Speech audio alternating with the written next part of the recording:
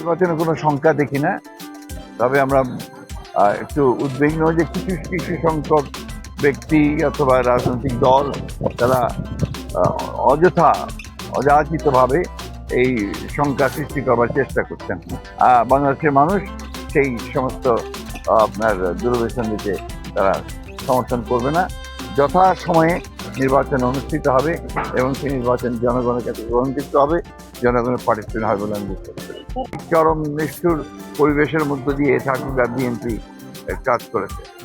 আমি আল্লাহর কাছে হাজার শুকরিয়া আদায় করি যে সেই ঠাকুরগাঁ বিএনপি এখন আবার তারা উজ্জীবিত হয়েছে এবং সব কিছুকে অতিক্রম করে ইয়াং তরুণদেরকে সঙ্গে নিয়ে, পুরনোদেরকে সঙ্গে নিয়ে ঠাকুরগাঁ বিএনপি এখন আগামীকাল ইনশাআল্লাহ একটা অত্যন্ত সফল সম্মেলনের জন্য প্রস্তুতি নিয়েছে।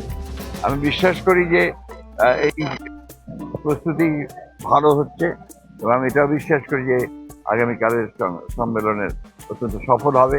সবচেয়ে বড় জিনিস হচ্ছে যে আমাদের সংগঠনের যিনি এখন প্রাণকেন্দ্র, আমাদের দলের ভারপ্রাপ্ত চেয়ারম্যান জনাব তারেক রহমান সাহেব, তিনি এই সম্মেলনে প্রধান অতিথির বক্তব্য রাখবেন, যেটা আমাদের গোটা জেলার বিএনপি নেতাকর্মীদের জন্য একটা অত্যন্ত আনন্দের বিষয়, অত্যন্ত উদ্দীপনার বিষয় এবং একটা সম্ভাবনার বিষয়।